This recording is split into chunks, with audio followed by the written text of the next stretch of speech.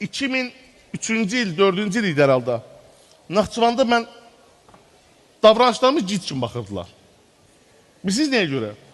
Çünki mən indi bilmək üçün deyirəm, 140'dan çox dünya brendinin daxil olduğu L'Oreal Paris'in Azərbaycandakı ambasadoruyam. Siz firmalardan gelip pul verib alırsınız ha, bəzi məhsulları. O firma mənə pul verir ki, mənim məhsulumu işlət. Başa düşdünüz, Naxçıvandan çıx və sən gel L'Oreal Paris'in tanıdığı bir adam ol. Və bunu siz neçə ildə bacar? 13 ildə. Siz bunun uğur olduğunu anlamaq olsun. Və mən rus dili, ingilis dili bilmədən eləmişəm bunu. Və mən ilk dəfə Bakıya gələndə 2012-ci il idi. Başa düşdünüz nəyə demək istəyirəm? Sizin indiki networkinginiz var ha. Mən heç vaxt belə bir ortamda olmamışam. Əgər mən belə bir ortamda olsaydım, o adamların ağzının içinə baxardım. Bilirsiniz niyə? Mütləq ki, həyatımda bir şey mənə öyrədəcək. Bir dəyər qatacaq.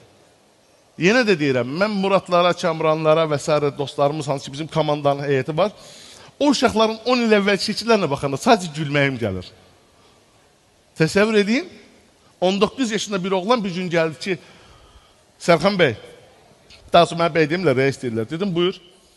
Mən dedi, bir idman maşını alım. Dedim, yox, öncə atava bir ev al sonra.